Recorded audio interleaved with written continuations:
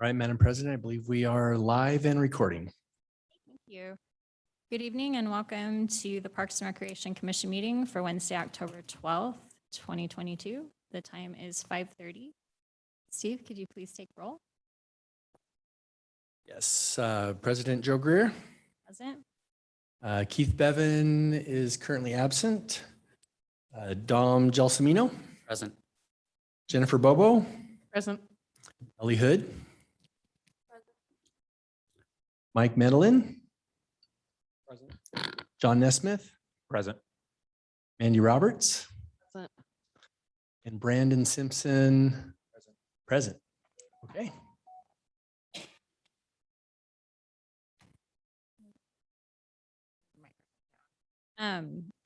Okay, moving on to an adoption of the agenda. We do need to make a motion to modify the agenda for tonight, postponing the workshop item number 9.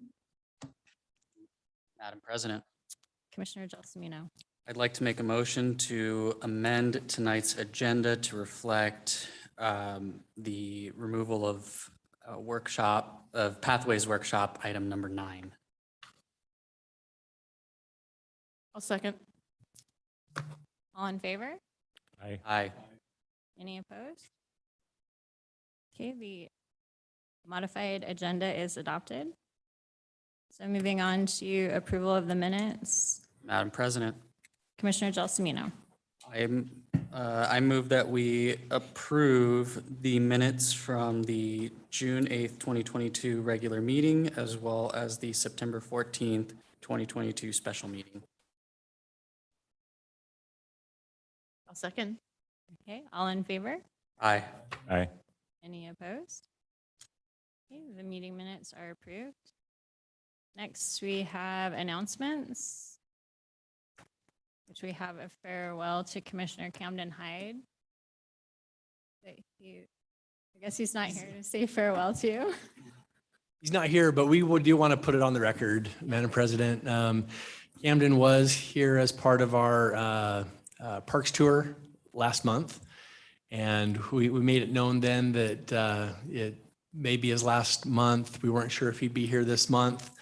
We weren't sure the timing of getting our newest commissioner, but the timing did work out for us to get our new commissioner, Ellie, who we'll welcome formally here in just a moment. But I just would like to say that, Camden's been on for 2 consecutive years. I loved the fact that he was just always willing to jump in and provide his thoughts and opinions. And we were looking at a new park amenity or something like that. So just really, really appreciated his help as our youth commissioner. I don't know if anybody else has anything they want to say, but that's what I'd like to just put on the record officially. I probably would just echo your remarks, because having, student representation is important, and whether you feel important or not, we need the feedback. That's why we have someone on the commission, because it helps with the demographic and age group, which is why we have such a diverse group sitting on the commission, so that we are serving the community better. So Camden was excellent at speaking up. So Ellie, please don't be afraid. And you can pull your microphone down though, so that you can be heard. But okay, does anybody else want to say something for Camden on the record? No? Well, then I guess we will move on to welcoming our new commissioner, Ellie Hood. So welcome to the commission. We have a full commission tonight. Thank you everyone for being here. It's exciting. As you can see, we have a large crowd. Do you want to tell us a little bit about yourself? Sure.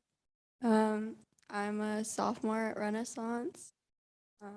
I was born in Boise. I've lived in Meridian for 12 years now.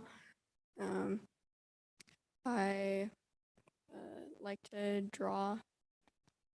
I've got 2 cats and a dog. That's about it. I don't do much. Yeah. That's okay, as long as you show up here. Yep. Well, thank you. Welcome to the commission. try to make it painless. for you. Okay, moving on to upcoming events. We have Shelley Houston, our Meridian Parks and Recreation Marketing Coordinator. I know something else about Ellie. She works at Louis. That's her most important qualification. Yum, yum, yum. So, I snubbed her last time I was there because in my mind, she's still a little girl. So I just didn't even dawn on me. So anyway, I apologize for that. Her dad is, yeah, Yep. So that's great. somebody in the city. We're thrilled to have her. Yeah. So I've given you a couple sheets of paper. I kind of simplified our calendar events so it's a little easier to read. And like I say, since we're not going to be meeting in November, I kind of did October, November, December. What I would point out in October, primarily we have a couple large Halloween events, one for people and one for doggies. That's Trunk or Treat and Hallowoof. So we're putting those on. And then our other activities have to do with recycling the fall. We've got Rake Up Meridian. Signups are still open. And then pretty soon citizens will have the chance to set leaves out for collection or to take them into our big dumpsters in our various city parks. So we'll start publicizing that fairly quickly. I think the drop off and the recycling begins October 18th and runs through mid-December. Then we get into November, and I want to point out a couple important things that you might wish to attend. During Meridian Art Week, we had some professional artists create 2 different murals. One was on the side of the Unbound Tech Library here in downtown Meridian, and the other one was over at Tully Skate Park, literally on a cement surface or concrete surface of the skate park. They're both going to have unveiling ceremonies. So one will be on the 10th at Unbound at 5:30, so just after work. And that was done by professional artists out of New York City and very impressive. It has an entire wall mural and that one's done. And then on November 12th, that's a Saturday. And that is going to be a little more hip and groovy in that it's going to be an unveiling of the mural, but also a skateboard event. I'm not sure if it's a competition or a demo. I don't speak the language, but we've got some professional skateboard folks that'll be represented and doing either some demos or leading some activities there. There's also a town hall meeting on November 16th. It'll be the Meridian Star Awards, but it's also going to be, I think, the results of the city survey. We're thinking it'll be here at City Hall, so you might want to keep your eye on that. And then we pretty much go right into our Christmas activities right around Thanksgiving time with putting up Santa's mailbox and getting the angel tree in place and the lobby tree. And then we'll have the Winter Lights Parade and the tree lighting and some other activities. Again, we will create a float. We'll pull a float through downtown Meridian if you and your family members want to ride on it. It's kind of a wooden frame structure and it's safe. You guys kind of think stand around the railings and smile and wave. So I've invited you and your family members if you want to ride the float. So I'll get some more details when we get a little closer in terms of what's your float number and who's there you could chat with if you have an issue or you need to talk to somebody. But mark your calendar for December 2nd. It's a Friday after work. Traffic and parking's a little wild and crazy, so you might need to get a little bit of a head start to get yourself to the staging area in Story Park. So anyway, that invitation is open. So anyhow, we just really head right into Christmas. We're always looking for volunteers. If any of these events strike your fancy, there's always ways you can get involved and do as much or as little as you'd like. So just know that that offer's on the table. One other thought I had, this is a rare instance that we have all 9 commissioners present. Would we dare sneak a quick group photo for the annual report? Oh, Because when has this ever happened? Never. it's been a while. Yeah, I think we could if you're, Will you guys come really quick? Let's cut a couple chairs. we'll just do a really quick photo down front.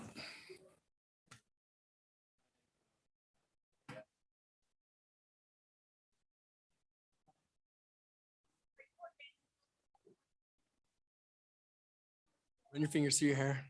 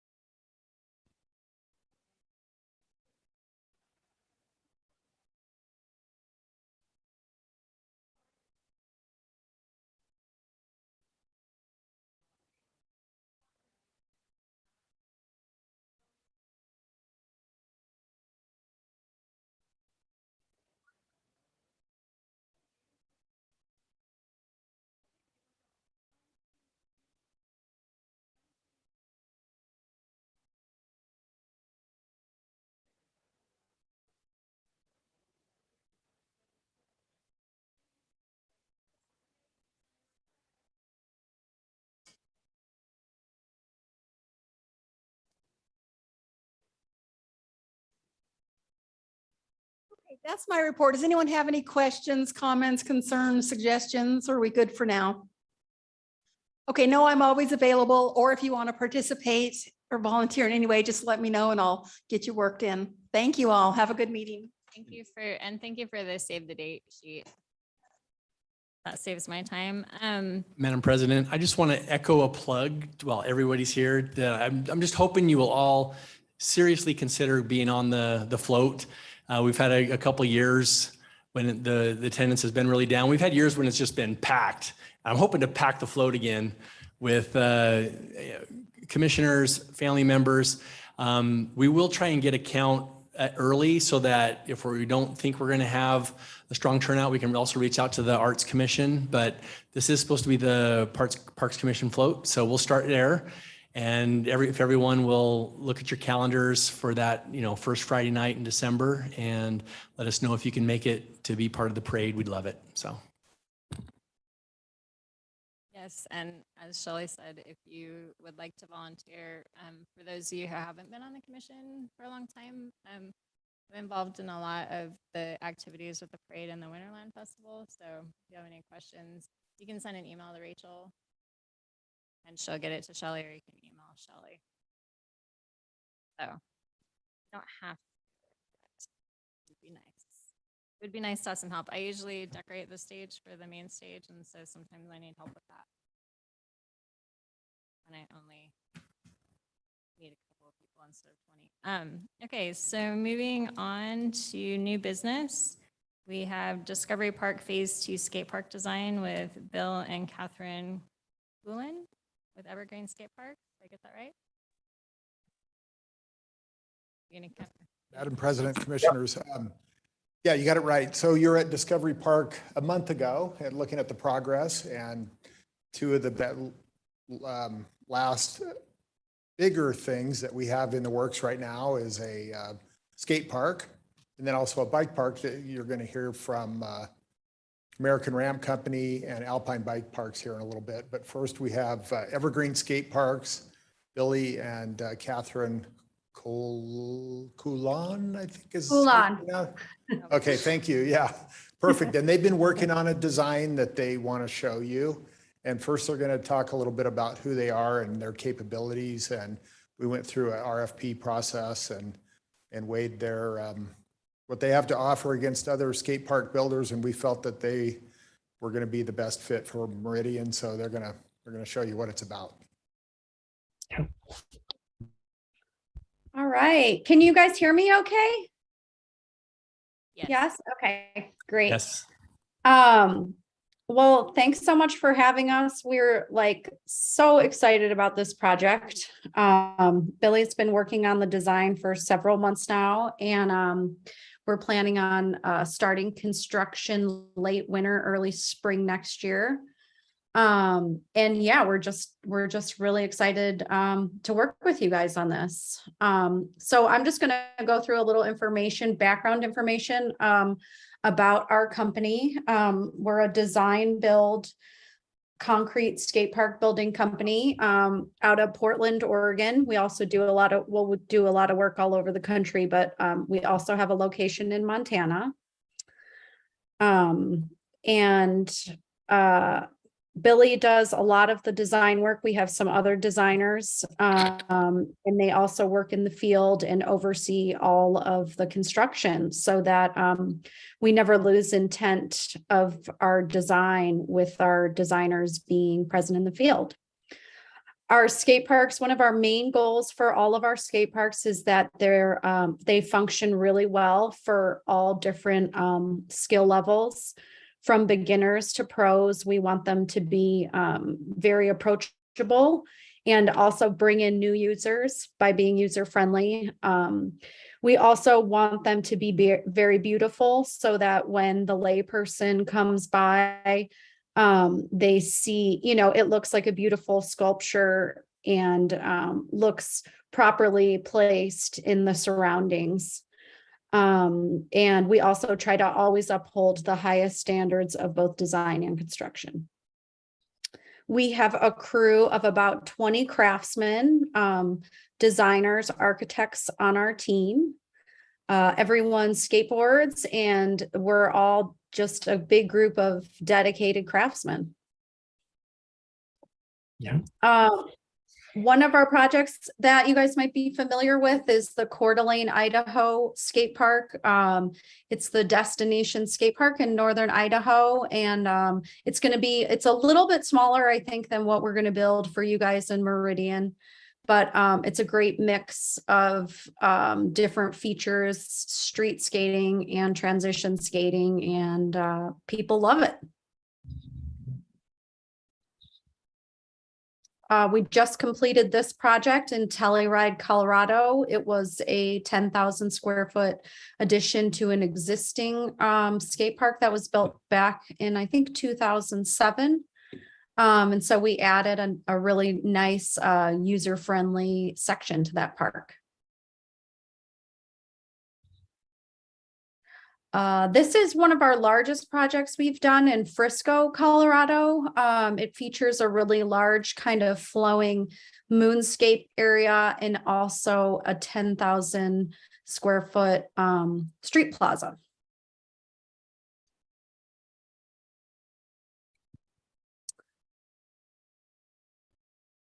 Another park, this one is a little bit, this one's going to be around the same size as what we're doing in Meridian, just another fun park in Colorado.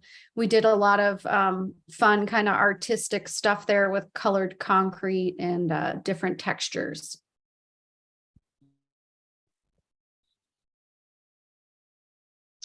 And this one is in Tyler, Texas. I just love this park. I think it just really pops, and it has a lot of cool sculptural elements to it, and it just rides amazingly. So I also wanted to include this one. And some of the really fun things about our parks is we add in a lot of different kind of easy areas for people to do jumps and catch air and transfer into the different sections of the park. Yep. This is all crew members here skating too. Yeah, this is all our crew. There's Catherine down there in the lower left. I'm in the upper left. Yeah, Billy's above me. We do a lot of fun street features, sculptural. We kind of try to put like a unique twist on our street features.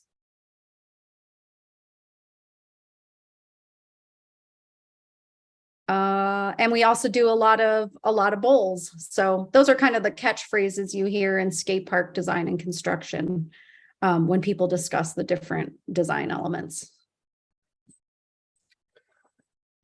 All right, so here is the design that Billy has worked on for you guys, and I'll let him take over so he can tell you guys about it. All right. Try to turn my camera on. I'm not sure if I can. I think maybe somebody else got to turn my camera on. Or maybe since you're sharing your screen, I don't know if you can do both. Oh, okay.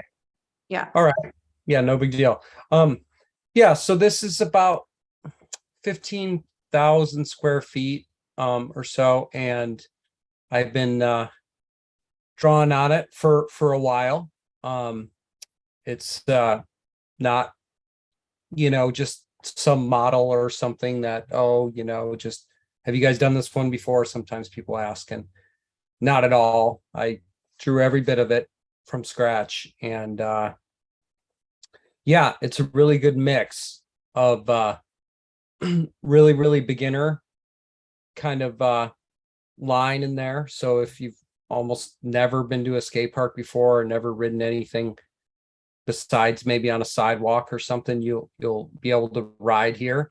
And maybe put in the most plain terms, there is a line around the outside of the park that doesn't have any steep or hard edges on it. You can roll around the whole outside of the park very, very easily. And that's definitely on purpose, just to make it, accessible to that beginning user. But it's not obvious to the expert user either that we did that. You'll be able to navigate through that no problem, as an expert user. It has a bowl, standalone bowl in the middle, and then, you know, all the other kind of lower areas kind of on the left of the screen are all, you know, sort of hybrid kind of snake run type bowl areas that have some rolled edges too. So they're also accessible to those beginning type users sometimes. And each one of those things can be skated standalone or as one together, depending on how crowded the park is. So that's it fitting in to the area. There is going to be an entrance.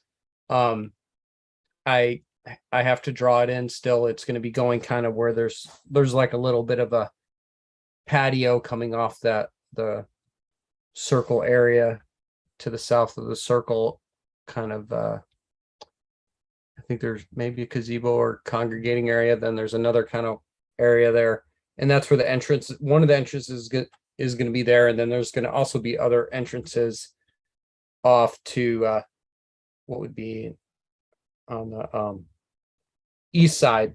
We can easily do entrances on that side. The site, when drawing this too, I took a lot of time to balance it. So whatever we dig out, you know, we're going to build up and try and just not have to import or export. That a lot of that just has to do with the fact that I do the design work, but I also go out and work on the site. I'm on projects. I'm on a project right now. So, you know, it's really figured out. So it fits really well in the area, and it'll look really nice and have really nice dirt work around the outside. And the center area too is actually grass, and I didn't put the trees in this view, but it can have trees in it. It can have shade structures in the middle. It can have another congregating area in the middle too. And some people ask, well, why would you do that? Well, the reason why is because, you know, I think it would be the best place. It is the best place for when people are watching the skating to congregate and hang out a lot of times. When you're skating a park, a lot of times people hang out inside the park, you know, to watch the skating, and there isn't much room for the skating. And, you know, there's some conflict sometimes there. And even if you put bleachers on the outside of the skate park, a lot of times people don't sit in them. So it kind of was one of the reasons why some of the green space started working its way inside the park. So that way people can hang out in the green space and still be inside the park. And plus it's just a more creative footprint than typically you would see.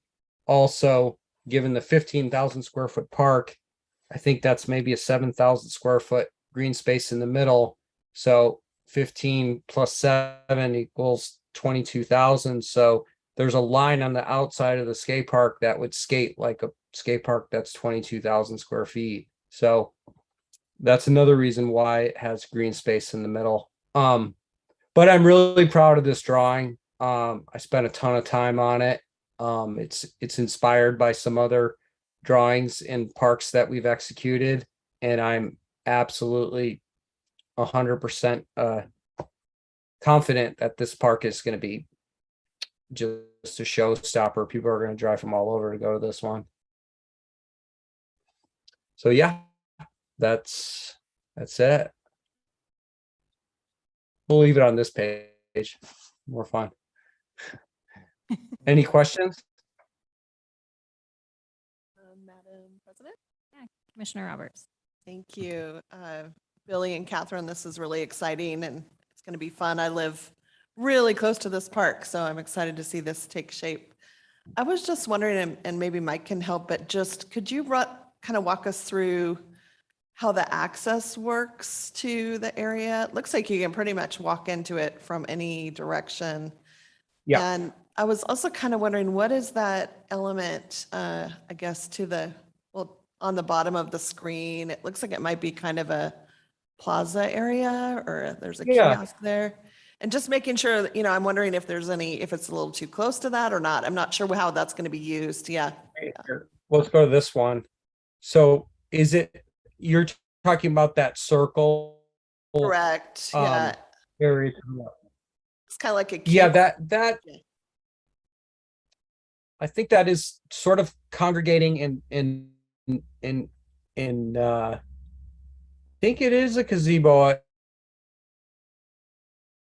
I know I'm doing a few design projects, so sometimes what's outside of our scope, I can't remember, but I'm pretty sure it's a gazebo. And I do know that we're going to be tying in the entrance to the bottom of that. It kind of comes out like a half a bow tie at the bottom. I'm going to be tying the park in right there, and I still have more drawing to do on this. This isn't finished yet. But this is as far as I've gotten so far, and I'm going to draw a really nice entrance right there. And also another part about the entrances too, which is maybe difficult to see with the way I have it right now, is that those two skinnier parts of the skate park there, those are both pretty ground level, like, so. So, Madam President and Commissioners, so the park itself is going to be pretty accessible to walk in, probably from any angle, through the grass too. yeah, so there's a picnic shelter in the center of that circle that you see. And my original thought was to connect the park a little closer to that picnic shelter, and that people wanted to hang out, they could go and get shade there. And then actually Billy and Catherine brought up a good point. They were saying, well, you have other amenities in the area. And what if those people that want to use those amenities are not skaters? And so maybe we ought to allow for a little separation. And I think that makes a lot of sense because we do have sand volleyball. We have a hammocking area. I mean, it's designed to be kind of the teen complex of the park.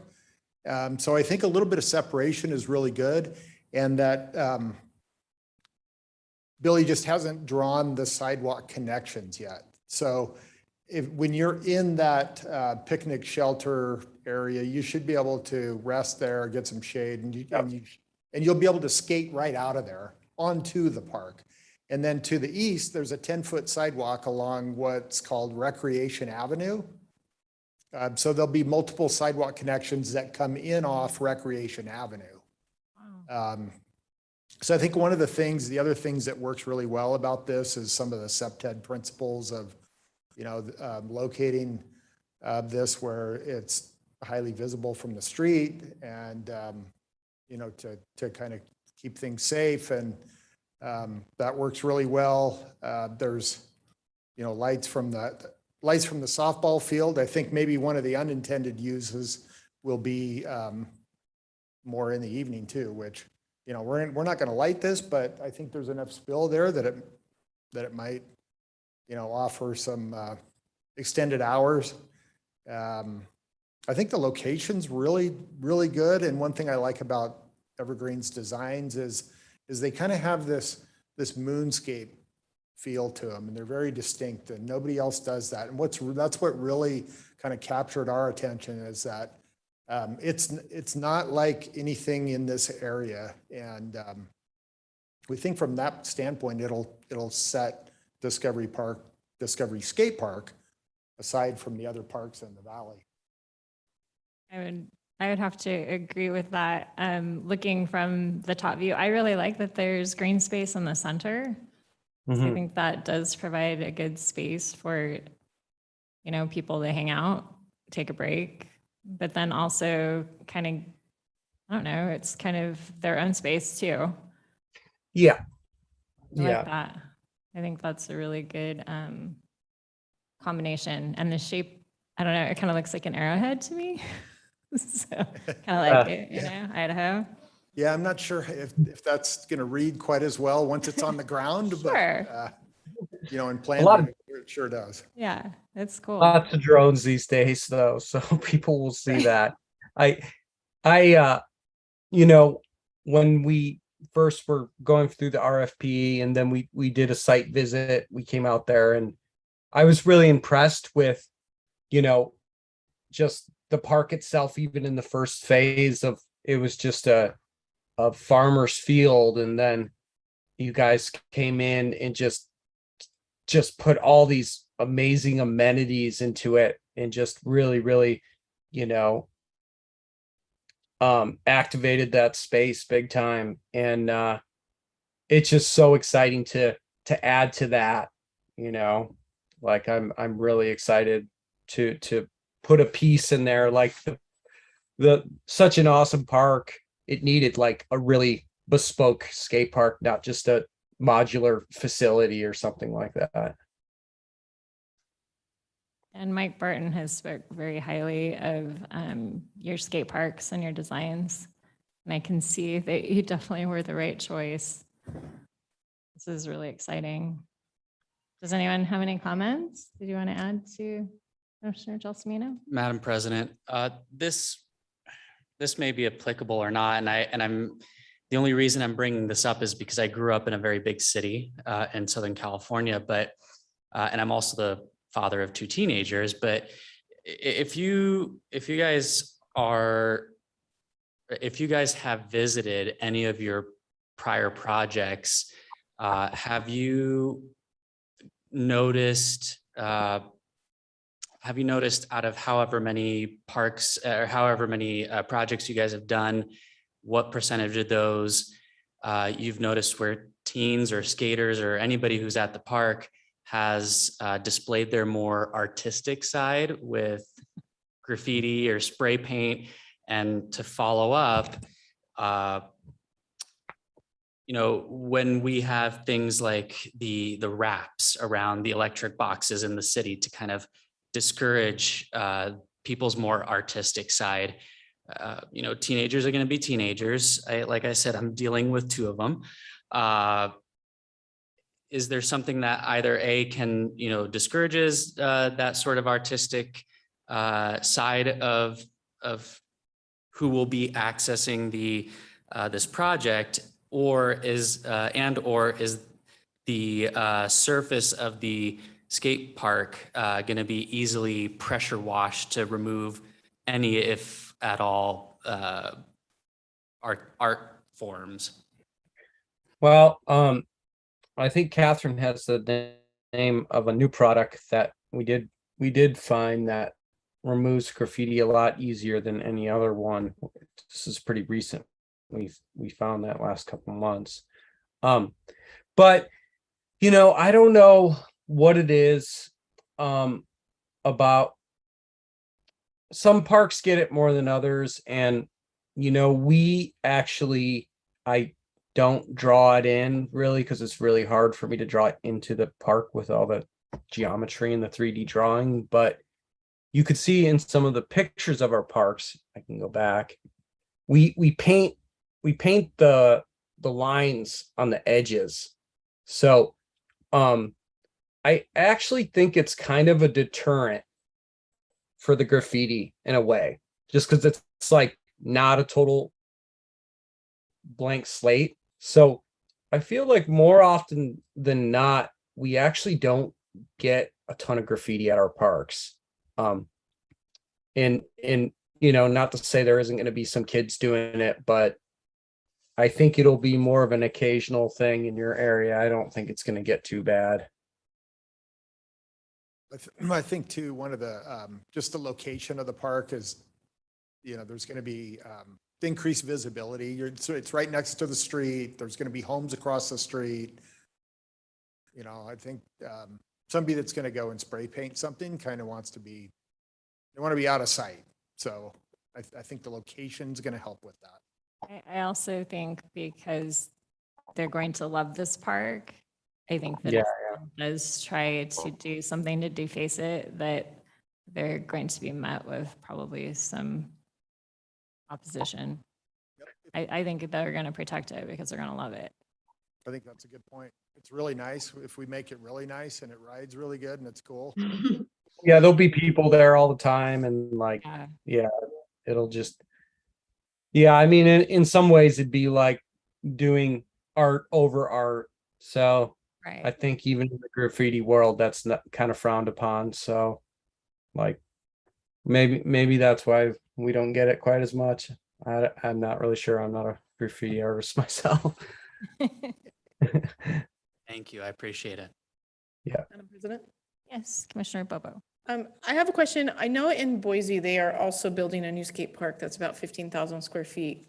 And you would have to excuse my ignorance as far as skate parking elements go, but is this one going to be like, I don't know if cooler is the right word, or is there better elements? Or are you familiar with what Boise is doing in their skate park? Yeah, so. Well, Oh, yeah.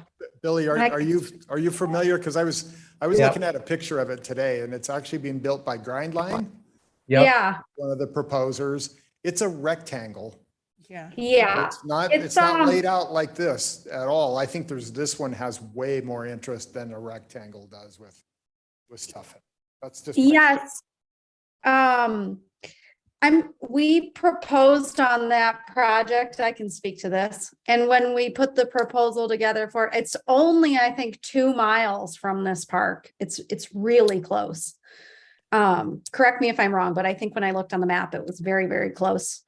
And we know some people on the committee and they kind of hemmed and hawed about whether they should hire us or Grindline and, whatever, we're doing this park, which is fantastic. And, I think this one's going to blow the doors off that one. And they're building this park they're building that park for significantly larger sum of money. So I think you guys are getting a fantastic design and a fantastic value. And I'm kind of excited for people to see the contrast between the two. Anybody else have any comments? Oh, of course it's gonna be better because it's in Meridian. We're biased. Yeah. I mean, this is going to be a very, very special park. I mean, I don't currently, like, our crew and where we're at. I mean, and pretty much since we've started, we're so obsessed with these things, like absolutely obsessed with our projects. And like each one is sort of a grows out of the next one. It's an evolution of the next one. So I mean, it's not just another notch on the belt, it's like, but still a pretty big deal to us. We're a younger company compared to all the other ones, and we're just still got something to prove. And this project's going to be absolutely amazing. Like, there's no doubt about it. Oh, and I can see everyone's nodding their head. Everybody's really excited about it. Even just in the stages that you have it at, it's really cool. Cool. I I appreciate don't it. skate and I want to go hang out there. Well, I mean, you ride anything in there, a bicycle, like, some rollerblades or roller skates or scooters or whatever. Like, you can ride over all of those things. I mean, I could go off on tangents forever, but I'll make a long story short. My sister is a couple years older than me, and she's never been interested in skateboarding or anything. And we ended up doing a project where she lives in her city. And she's even my job of me being a skate park person. She's, oh yeah, that's just something my little brother does. I don't know, something with skateboarding. And she ended up coming by the job site a little bit, and her kids were interested in what was happening there. And then we have our fence up and we skate the park before it's finished and really kind of like figure it out and test it and all that kind of stuff. And she was coming by, she felt the energy during that time, and she ended up trying it. Well, one of her kids tried it first, and was, because the loop is so easy, her younger daughter, or one of her daughters, was able to kind of make it around the whole perimeter of the park, like with no experience at all, just hopped on one of our boards. And then my sister was like, her daughter was ecstatic, wanted to come back every day. And then my sister was like, let me try that. My sister tried it and made it around the whole outside of the park too. And now when I talk to my sister on the phone, my sister wants to talk about skateboard parks. Like, my sister, like, like That's awesome. interested in skateboard parks, in our parks in particular. And my sister has never been like cheerleader for me. You know, I just been her little annoying brother. But now all of a sudden, because our parks are so accessible, or you know, and that's like what they do now. They go to the parks, like, and she's always asking about the new ones that are coming out and what they're going to be like and stuff. So, you know, it isn't so exclusive, you know, where, you know, you got to be a skateboarder, you got to know who the pros are, the tricks are, and have the right shoes and all this. No, you don't. Like, it's going to suck a lot of people in. It Yeah. will. Oh, a year still shows, definitely exciting. Yeah. Especially to be able to span across, you know, just like you're saying, your sister, because if people are there and it isn't difficult, they'll probably try it. Yeah. Yeah. And it's more fun than, you know, just riding on the sidewalk or something, but it's not death defying either. I mean, you could get crazy in there, but you don't have to. So, Awesome. yeah. Thank you. We really appreciate your presentation and the visuals to go along with what we've been hearing about. Yeah. Can't wait to see this. Of course. Of course. Well, I still got some more work to do to clean it up and get those entrances drawn in really nice and stuff like that. So it's not completely finished yet. It's okay. Thank you both for being so passionate about, you know, making our park awesome. Yeah, our pleasure. Yeah, thank you. Anything else, Mike? Are you gonna also go into the item number 7, the Discovery Park Phase 2 bike park design? You ready? I think I'm ready. Okay, so we have the other part of this presentation this evening is we heard from skate park design builders, and now we're going to hear from the bike park design builders. You were out at Discovery Park when you saw that big giant pile of dirt off in the corner there. That's where the bike park's going. And a lot of that dirt is going to be used for jumps and takeoffs and landings and that kind of stuff. So we have, I think we have Drew Welch on from American Ramp Company and Judd Duvall. Okay, we don't see Drew, but Judd Duvall from Will Blount. Yeah, we have. Hi, my name's Judd Duvall. I'm calling in from Alpine Bike Parks, and we are partnered with American Ramp Company and also the Land Group on the bike park portion of this. And Judd, can we? Is there any way you can share your screen? I would love to, if Billy will. I'm getting the notice you cannot start screen share while other participant is sharing. So we're going to close out of that. Okay, perfect.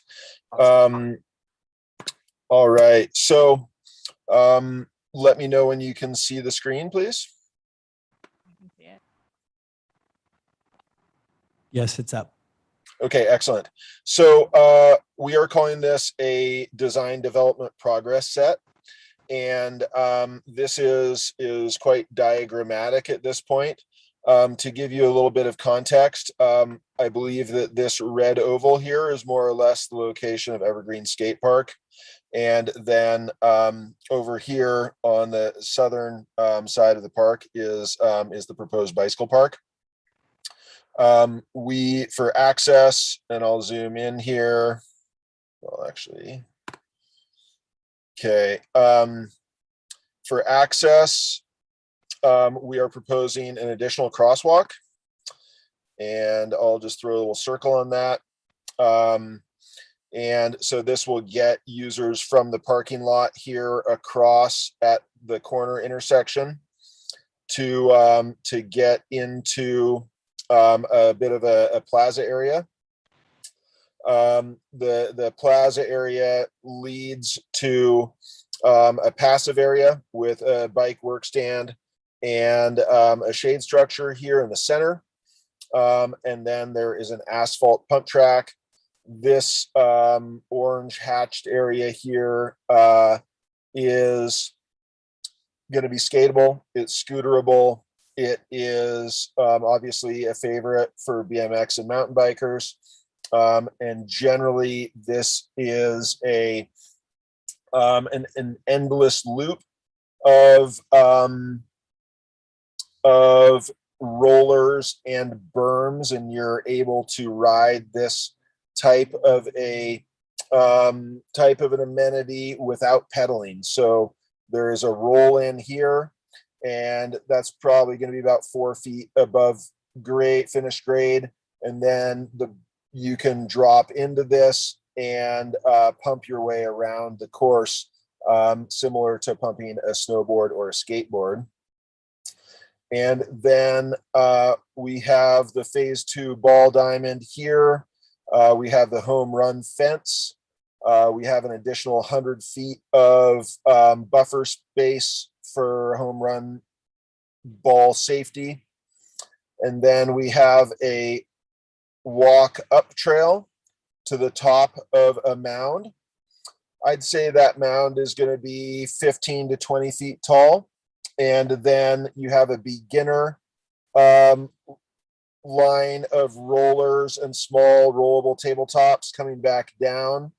And so you can loop around this beginner loop.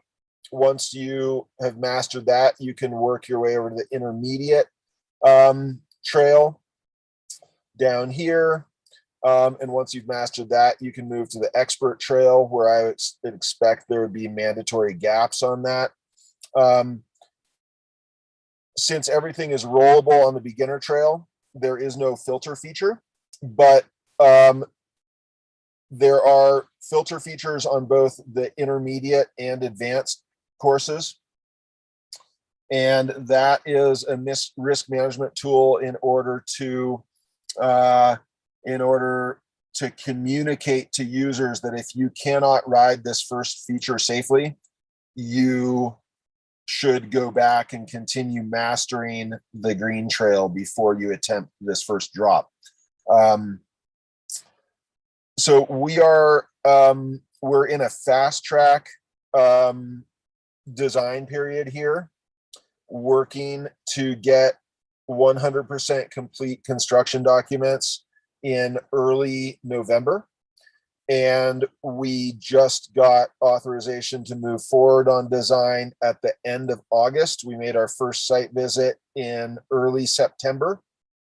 And so at this point, this is beyond schematic, but we have not done any of our civil engineering on this yet. And so we have some potential cost elements that we just want to be really conservative around. And so there are a number of features that are called out here as additional alternates. And so in an effort to be fiscally conservative and under promise and over deliver, and I'll show you some call outs for this.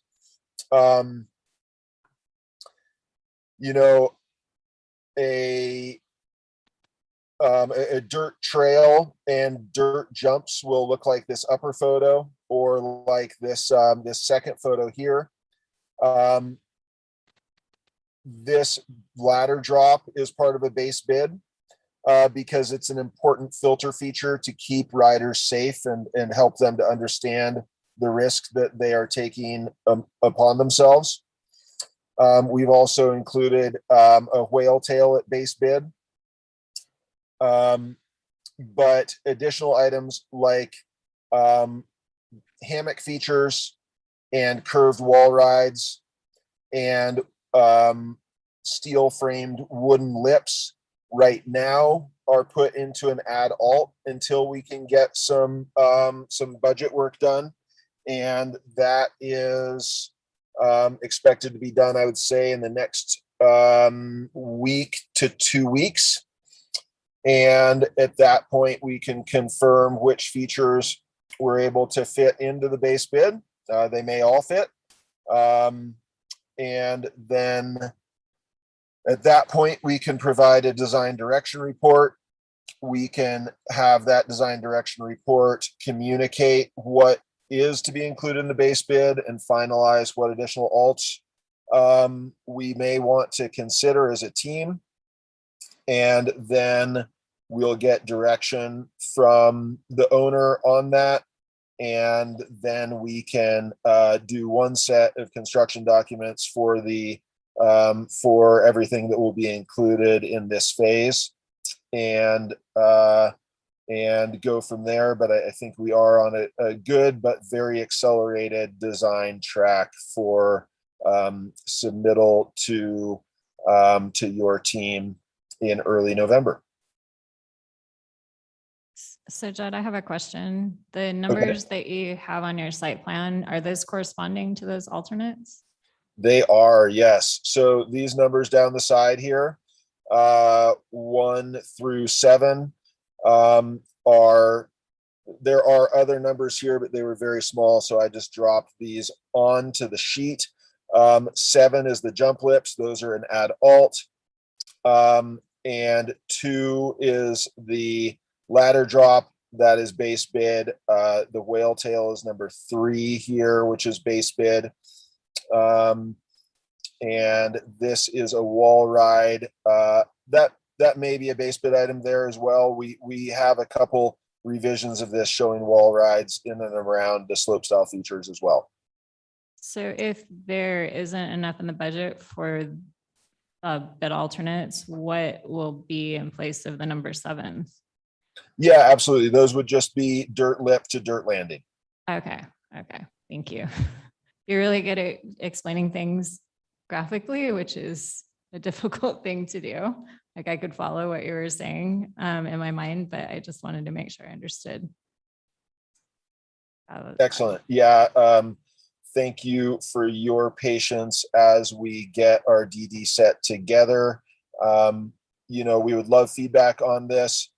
Maybe during the commission's valuable time is, we can get a little bit of feedback now. We're absolutely happy to distribute this among the team from the city, and also receive feedback at your when time allows throughout the rest of the week possibly, and also answer additional questions as they come up. Thank you. Does anybody have any questions? Commissioner Roberts. Well, my question really for both projects might be for the city in terms of just kind of the schedule for construction and opening. I would say that it's a little bit disheartening to see all the 7s because they're an add alt, and that might mean that we're not able to afford them. So I don't know if there's any way to look at budgeting to make sure that there are some special features on those 2 routes that have so many 7s. But anyway, it's exciting to see all the 7s, but it looks like they're an add alt. And so I'm worried that we may not be able to get them. That's all. Just one point of clarification on that. I just want to be fiscally conservative and avoid over promising and under delivering before we've developed a budget. And they are not guaranteed to be adults, but I want to make sure that we are fiscally conservative. So once we have developed the budget, we may be able to include them in the base bid. We just need to, things are coming together quickly at this point. And one of the items that we are uncertain about is what sort of drainage infrastructure we may need to provide for this area, and whether any other site areas are draining into this area that we may need to manage the stormwater treatment on. And so we just want to just be as careful as we can be to not raise people's expectations beyond what we are able to include at the end of the day. And commissioners, I would say too, that once we go through this process that, you know, when we start getting some numbers back on this, that we can make some decisions. There's a shade shelter in here and stuff like that could come later. Some of the perimeter landscaping, especially to the east and south, could come later. And it may be that there could be some of the sevens put back in there, just not all of them. So we can balance that. I mean, ideally, I think just from having the park ride the same way, you know, into the future, that those built-in items, the jumps and ramps are there and they're fixed and it's not going to change a lot. It kind of reduces our maintenance load going forward, where we're constantly reworking dirt ramps and jumps and, you know, but if we have to, we will. We have a certain budget and we're going to stick to that. But it could be that we get half the sevens put back. Because I think that if Judd and his team put half those sevens on there right now, we probably wouldn't know the difference. So it's going to be cool. I love the height of it. One of the things we have going for is we do have all the stockpiled material on site for their use. We do have a little bit of drainage infrastructure on the back of the softball field that ideally some of the stormwater can be taken into that, but we can figure that out and kind of play with some of that. One thing I like about this layout is the pump track is located away from the softball field. We were concerned because if a tricycle or a small kid on a bike gets in there and they're kind of hanging out, we didn't want them getting hit by softballs. If there was a game going on and there's home runs being hit. So it lays out really well. I think, you know, we'll do what we can to save as much as we possibly can, or even if we do cut some things that can be put back later and nobody will miss them. So Mike, if some of those amenities can't be included and it does wind up that they are dirt ramps, can they be added in the future? Yeah. Is that something? Okay. Oh yeah. Yeah. You could go add, if you say you got half the sevens or one line had sevens on it, the other one didn't, you could go back and add them. Okay. And then could someone explain the pump track a little bit more, because I'm not familiar with that term?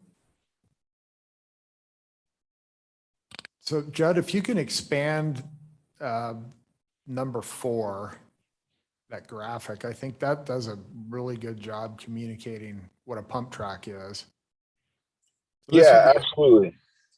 So generally you start on a mound of an elevated mound, and you're able to build a lot of momentum from pumping down the downhills and pulling up over the uphills. And so you can generate lots of speed the same way you do in a skate park. And then you can generate enough speed to jump from this to that, from this to that. You can jump from one berm into another, that sort of experience. And so generally, when there are a few users on the track, you can have it be multi-direction. When there are more users on the track and the user density is higher, it needs to be single direction in order to avoid collisions. And we're starting to see some concrete features and wood features go into pump tracks. And so there's a couple wall rides designed into the asphalt on this one. This is not an exact match of what is proposed here. Or maybe it is. No, a little different. So So if you get a BMX bike in there, you should be able to go around the whole thing without pedaling. Okay. It's just, Yeah, just 100%. gravity. You go down and you use your gravity to go back up and then back down. And so That's cool. should be able to go around with minimal pedaling or no pedaling. It's Okay. a very, like the skate park that's being designed, it is, it can be entry level and it can be very low risk for new users, but it can also be ridden quite aggressively. And so it can be fun for advanced users as well. Thank you. That actually, it's pretty cool. I like that feature. So on the other side of the track, on that first run, it looks like maybe the beginner course going down, right? That first line. On the other side of the track, I'll move my cursor. In which direction are you referring to? No, up when you come down from the hill. So if you're down, yeah. Yeah. the Okay. first So one. yeah. So What yes. are those show? Those are showing smaller ramps. So this is showing dirt roller doubles. So you can manual or roll through here. Then you got a single roller. You have a berm. Then you have a tabletop jump, very low risk. Another berm, a tabletop, and a roller and a tabletop. And then a final berm that puts you in the right direction, going out that way. Okay. And Zoom so, out a little bit. yeah, this can be ridden with a strider bike with no pedals. It can be ridden with a BMX bike, a mountain bike. My son recently sent me a video of a mountain board riding this kind of a facility. Generally, just to zoom out for a minute here. So currently this area is sloped this way. Sorry, I'm tethered off my phone in a project parking lot. So we're sloping downhill to the south here. We're going to recontour that so that it flows the opposite direction.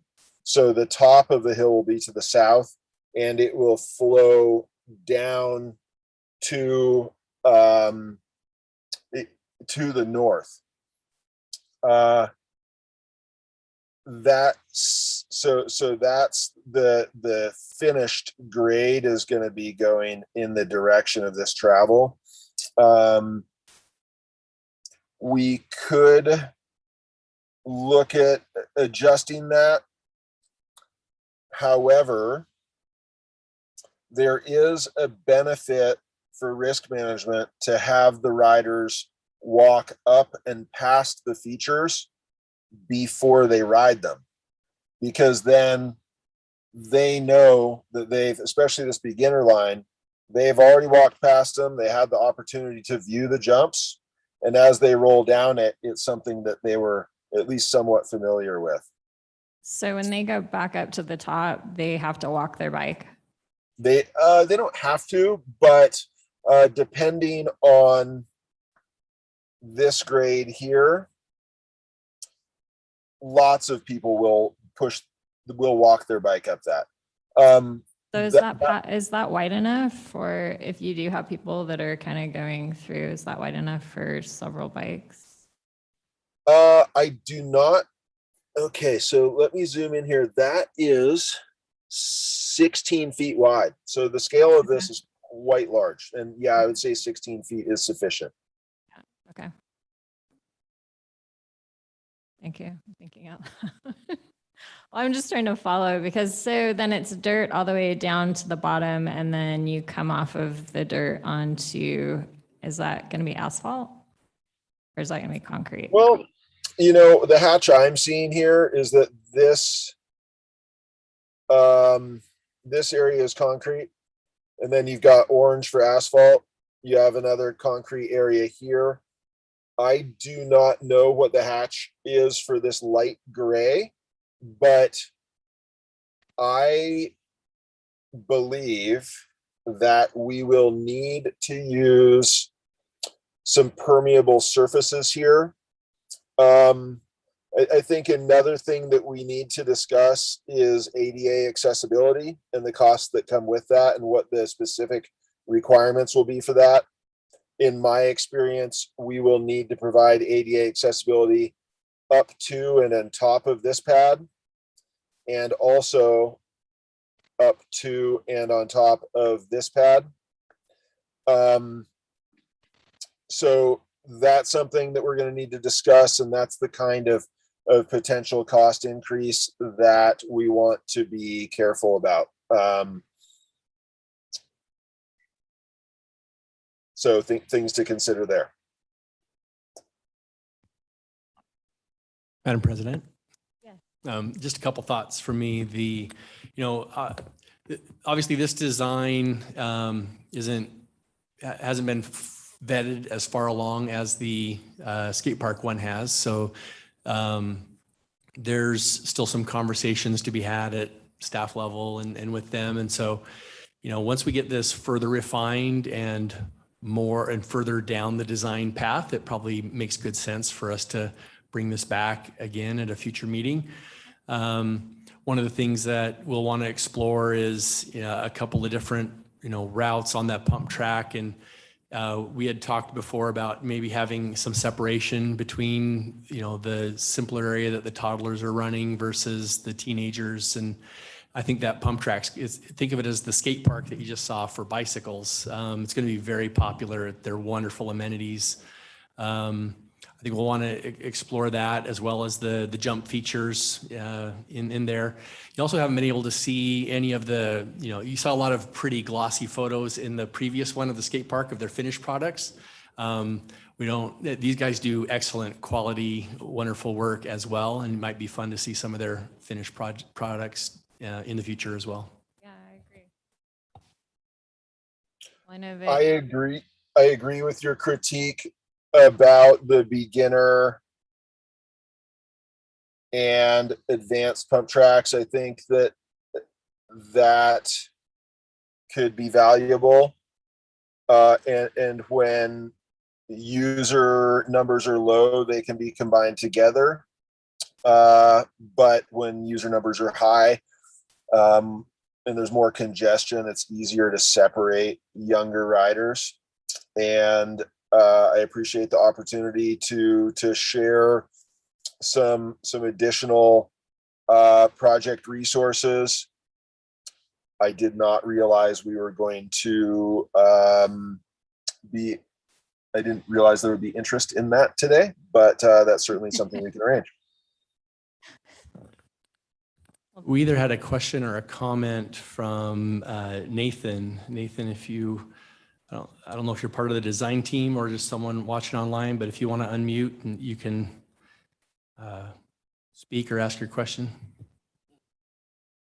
Yeah, I'm Nathan. I'm one of the owners at American Ramp Company, and working with Judd and Velo Solutions. And so earlier, like, I don't know why I wasn't able to chat earlier, but Judd did a great job explaining the pump track that was kind of under our scope in working with Velo Solutions in designing that. But obviously he did a great job in explaining that. Obviously the idea is just like a swing. You can swing higher and higher without someone pushing you. Pump track, you're able to just use on a bike without pedaling, or on a skateboard without pushing, and just continue around the loop and go faster and faster. And beginners can have a ton of fun just rolling each roller, gently. Beginners, and again, Judd did a good job explaining, but just gapping, hitting different lines. But I know, you were talking about, the possibility of, maybe having a separate loop, or maybe something that's geared more for beginners. Beginners can definitely ride this and have fun on it. When it's super, when it's super busy, it might be hard for them to get a run in. But generally speaking, most people are pretty considerate, and like when they see a little kid on the strider, they're pretty stoked to kind of help them and kind of wait. So that's just kind of the nature of these types of facilities. Thank you, Nathan. I appreciate the extra information and for tuning in. Does anybody have any questions? Sorry, I get super like hyper focused. So really appreciate you guys with your presentation. And while we know you guys are scrambling to meet a deadline, I do look forward to seeing hopefully you guys coming back in the future with what you do come up with, and maybe some photos so we can see some of the great things we've heard about you. Could we clarify the possible outcomes of this council meeting? Is there a motion being brought to the commission this evening, or does this mean that motion is being postponed for further input? We do not make a motion. We are just seeing the presentation. Okay, excellent. We would love to continue the design development, and we're happy to bring this back to the commission. And hopefully that could be done in a way that does not impact the council process, but maybe Mike Barton can speak more to that. We're along for the ride on the municipal process, but we would love to help everyone to be efficient as we bring this to shovel ready. Yeah, I think I'll add, this is a great start. I think there's a couple of adjustments we need to make. And we'll make those. And Judd, I just sent you a text. If you have time for a phone call tomorrow, we should do that. Yeah, absolutely. Early afternoon is best for me. I've got multiple travel days somehow all in a row. Perfect. So we'll some adjustments to the pump track. We need to look and discuss what the numbers for the costs for the number 7s are, to try to keep as many as we can. Talk about surfacing, concrete, the ADA requirements of the return ramp, and what that surfacing is. I think it's road-based, but we can talk about that. What their scope looks like with their budget, if what their allowance for landscaping is, and whether we can pull that out. We have some conversations to have to get this right, both functionally and fit it into the budget. Well, thank you. Thank you. Okay, excellent. Well, thank you for the feedback, and I look forward to that phone call tomorrow.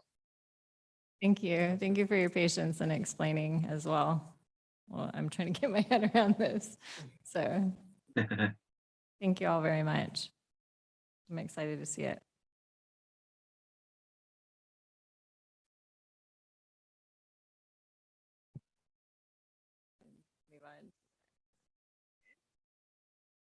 Okay, I'm moving on to the next item on our agenda, the September 14th, 2022 Meridian Parks and Recreation Facilities Tour Debrief with Steve Sidaway, our director. Thank you. I was just trying to figure out how to unshare the screen. Looks like I got taken care of. So we're good. All right. This next agenda item is just a debrief of our facilities tour. That was our commission meeting last month. We had 3 main stops. We started off at the Meridian pool, We then went out to Discovery Park, where both of these projects will be built, and got off the bus there and got to see that under construction. I will mention as a quick side note that that big dirt parking lot that we stopped in and got out has recently been paved. So if you get to drive by, you can actually see some fresh paving out there. And then we went from there to the golf course, talked about the golf course improvements, some proposed draft improvements to the clubhouse, as well as an update on the big irrigation project and things that are going on out there. In between, you heard updates from all of the recreation coordinators, got updates on events and classes and community centers, and some really bad jokes by me. And anyway, we just would love some feedback. We like to talk to you while it's still fresh. Kind of my favorite questions are, what was your favorite thing? Anything you learned, or what would you change for next year? Because we're always looking for ways to improve, to make the next one better. So with that, I'll turn it back to you. Go, since I'm chatty. And I was trying to introduce this number 8 a little slow so you could get out of the other meeting. So I really like the tour. It was really exciting to see the pool. We've heard a lot about, Garrett and his learning of the aquatics level of construction and maintenance. I had no idea that when we went into the pump room, it was that big. I was thinking it was like a little, it was huge, enormous. So I was really excited to see just all the progress, kind of following up from what you've been telling us. I also really liked going to Discovery Park and seeing the parking lot, cut and ready to be paved. That's one of my favorite times to be on site. I don't know why. It's just pretty. And it shows a good excavation contractor too. So I feel like I learned a lot just from those projects and being able to see them. The tours are always fun for me. And as far as changing things, I like that we actually had a tour, because last year we had a walking tour, which was still fun. You guys still made the most of it, but I like being able to kind of travel around. And I thought your Keep jokes the were buses great. is what I'm hearing. Yeah, I like the bus. And I think we need to keep your jokes. I think you're gonna have to start writing them down. Because that was definitely, we had dinner and a show. So yeah, those are my comments. Anybody else have anything to add, please? Commissioner Roberts?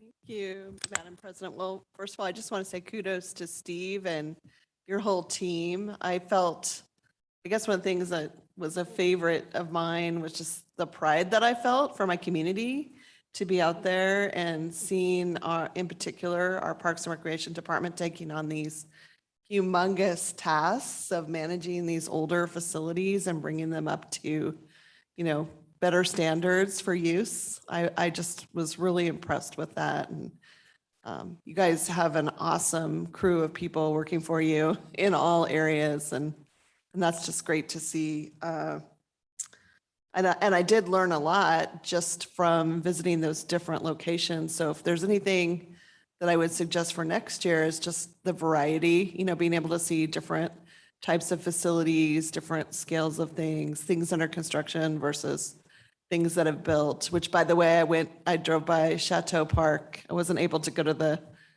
the ribbon cutting, but drove by there the other day. It was in the evening and there were flocks of families going there to use the new facility, which was really gratifying to see as well. So thank you. Thanks so much. Thank you. Madam President? Yes, Commissioner I Bowe. enjoyed especially the progress from year to year, seeing how Discovery Park changed, from the first phase and, envisioning. We hear about it, but it's nice to see it in person. And then the golf course, seeing all the improvements there, it's a lot better than we went there previously. Oh, yeah. The improvements were obvious. Yeah. And it also struck me in the bus, the updates, how much the city does. I always forget about it because I don't have kids anymore doing the activities and I go to the community events, but just seeing the huge variety of things that the city offers. It's nice to see that snapshot of everything all at once. So keeping those updates would be a good thing in the future. Okay. I agree with that. If you don't have kids going to the park, you don't know about a lot of the things that are happening. That's correct. I guess I want to kind of like echo Commissioner Bubba, and Commissioner Roberts' comments, because everybody knows they love Meridian. It's not a secret, but it does make you feel proud of your city when you're going around and seeing these huge projects and knowing that like this is where you live and the people that we trust the city to make decisions. And even though we have recommendations, we're also representing everyone else that lives here. So thank you. Sorry, Madam President. Commissioner Bevan. It just, I guess, yeah, great tour. And the thing for me is, I mean, I don't make it to the south side that often. I'm a north sider. So going down and seeing Discovery Park, it gives me the ability to talk to people that live down there. I'm saying, oh, we're building that big park down there. I'm a park commissioner, and you guys should go by, and that's what's helpful about the tour is that we learn, and then the pool. I've all the years I've lived here, I've never been to that swimming pool. Of course, I don't have little kids and stuff. If I had littler kids, I probably would have, but now I know how nice a facility is, so I can talk it up. So that's what's great about the tours is it gives us knowledge to be able to, one, be better commissioned, but advertise. Yeah, so thanks. That's a really good point. Thank you, Commissioner Bevan. Thank you. I'll take any other comments, but appreciate the feedback. And I think some of my main takeaways are to, having a variety, seeing new sites, not just always the same sites, which we always do try to do, but using it as an education opportunity, keeping you up as an opportunity to get the updates from the rec coordinators as well on some of the highlights of what they do. Keep doing that, and experiencing different parts of the city, north side, south side, east, west, just being able to get out and see and some of the things that you don't always get to. Thank you. And I guess I did notice, and it became painfully aware, I became aware of it. But, we get these event updates from Shelley at every meeting. And because we had a series of unusual meetings, or, we had the tour and we had the special meeting. So there were some things that were happening that I didn't even know about, because she's kind of my resource. So we all know she's valuable, but just wanted to make a special note for that. Okay, so moving on to staff reports. I'll kick it off. I think I want to start off by mentioning that, just to put on your radar, that it looks like our November meeting will likely be canceled. Oh, yeah, thank you. The reason is that election day, I don't have my calendar in front of me, but I'll leave us the 8th, will mean that the city council meeting that night moves to the next night, which is the 9th, which is our usual meeting night. So we either need to cancel or move. Sounds like, moving is often problematic for a quorum, and just talking to the few of you that were early, it sounded like it's probably better to cancel. We don't have anything super time critical that we think we can't cancel for. So unless something comes up in the next few weeks between now and when we usually set the agenda, my proposal would be, based on the fact that the council meeting is taking our commission meeting night, that we cancel the November meeting, come back together in December. And then so December would be our next meeting, which is why we wanted to hit all the Christmas stuff, because the parade will have already happened by the time we get back together. So I wanted to make sure that was put out there for your consideration and any discussion. And then there's a lot going on, but I just want to mention that the Chateau Park ribbon cutting that was last week was really a highlight. The turnout was honestly bigger than even some of the big parks that we've done in recent years. And a lot of people came out, and it was just wonderful to see so many people show up and appreciate all the hard work on that. So with that, I'll stand for any questions. Madam President, I do have a couple of questions. I was wondering if you could just give an update on the community center process and if there'll be, design concepts shared at some point. Steve, thank you. Yeah, so we are wrapping up I'll start with the overall master plan. The master plan process, we are wrapping up. We just sent comments on the cost recovery. I do expect that they'll be back probably in December for a final presentation to the commission. We pretty much have already wrapped up what we're going to do with Green Play / Berry Dunn on the community center. We're currently actively working on getting out an RFQ on the streets for construction management and architectural services for the community center. We think in order to really take the discussion to the next level, we really need to get with an architect and start with some real concept designs, design development beyond the rough kind of real boxy ones that were already shared with you. That's as far as we're taking those with Berry Dunn. And there's still a lot more work to do. We need to finalize a site, hopefully soon, whether it's going to be here at City Hall or over at the Park Shop as the two main locations currently. But in order to facilitate that conversation, I think we'll be much better off by getting into the design development. So timing wise, I think the rest of this calendar year is just going to be part of that RFQ process. And we'll really hit it harder at the beginning of next year for any real movement on that. It's not forgotten. It's just that we're working on, it actually takes about 3 months to get through an RFQ process to get an architect on board and things like that. So I do expect going back to council specifically soon on the cost recovery piece. And then we'll try and wrap up the overall master plan by the end of the year. And like I said, I do kind of picture coming back to the commission in December with an overview of these last loose ends that, Garrett's working on some operational pieces, Roger's working on some operational pieces. But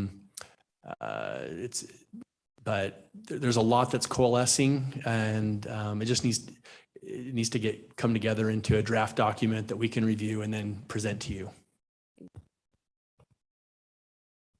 Thank you. Do you want to go next, Mike?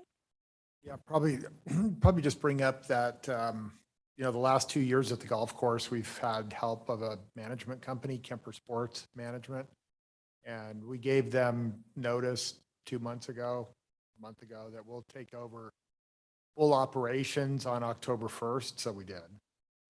All the employees at the golf course are now city employees. And we're trying to integrate all the processes into the city, the financial reporting, all the HR, all the IT, everything there is now City of Meridian 100%. So that's been kind of a mad scramble, like, oh, what about that? We didn't even think of that. That kind of The learning process. that for the last 3 weeks or month or so, and just job descriptions. And Jake has been a huge help with a lot of that, and Steve's been working on it. We've all been kind of the three-headed monster trying to get it. But I think we got it. I mean, we've actually had a couple of really good years out there, made some money, which is good to see. And now it's 100% owned and operated by the city, no management company. So we'll save that cost as well going forward, and it's good. So we've been working on that, and then all the projects stuff. So Happy to answer any questions you have. The golf course, every time I've been there, it is packed.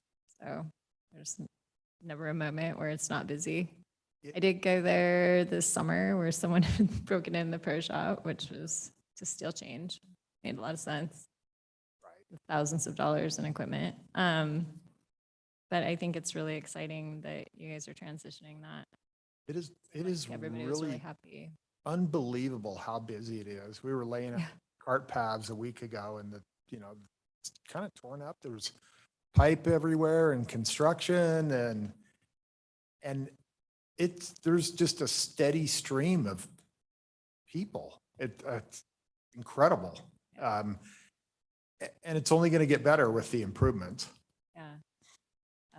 It looks. I'll just awesome. give a shout out to the staff out there. I mean, I'm just getting to know them. And as we've been onboarding them and I've been interacting with them more, we've had a lot of positive comments come in from the general public about some of the changes out there over the last 18 months. And there's a good group out there that really do have some real customer service skills. And the number of rounds played has increased year over year over year, which you can say is part due to growth, but it's also in part due to the care of their customers out there, which is great.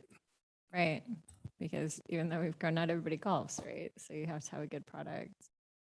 Yeah, I would agree. And I'm excited to see what happens. You guys had the sample boards on the back patio for the improvements. So Yeah, we got that in the works along with,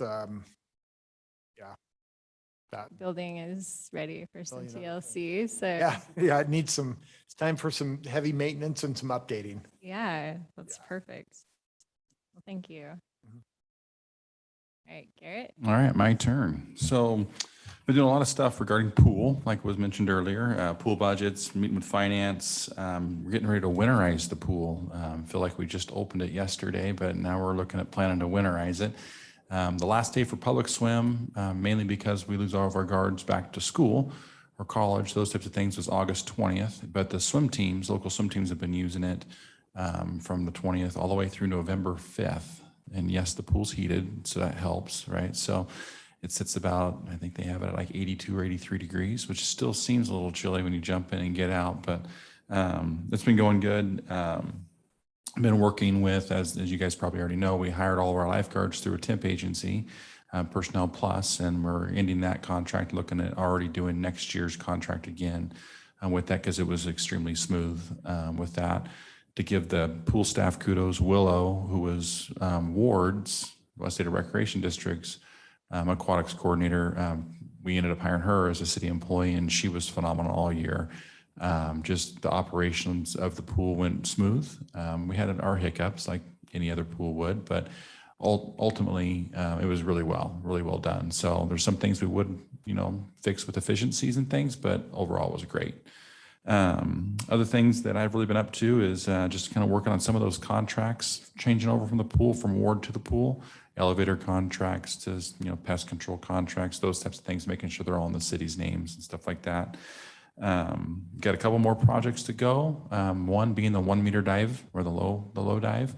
That is scheduled to be replaced anytime between November 6th, when we close all the way through May 1st. So they kind of have an early spring, winter type of thing to install that, mainly because the swim team still need the starting blocks, which is right there next to the pool, so we can't take those out yet. So that's why it's happening then. So when we ripped it out, began the season, we were really concerned about all the issues or the comments we'd get. Oh, you don't have a dive. We didn't hear any. So it was kind of out of sight, out of mind. So it was good success. Other than that, I've been working a lot on staff evals right now. It's that time of year. But our recreation department, as you guys kind of mentioned earlier on our tour, they do a lot. All of our staff does so much. You don't really see it, but behind the scenes, it's a lot to organize the events, the programs, the leagues, and stuff like that. So staff does deserve those kudos. So thank you guys for saying that. But that's kind of my update. Thank you, Garrett. You also deserve a lot of kudos. You all do. You guys are really humble, but the reason the city is great is because of the people here, so. Does anybody have any comments? Kim is 6. I think that's it for staff reports. So I would entertain a motion for adjournment. Excuse me, Madam President, Commissioner Gelsomino. I'd like to make a motion to adjourn tonight's meeting until the December meeting, December 14th. December 14th meeting. Can I get a second? Madam President, I will second the motion. Thank you. All in favor? Aye. Any opposed? Okay, meeting is adjourned. Thank you.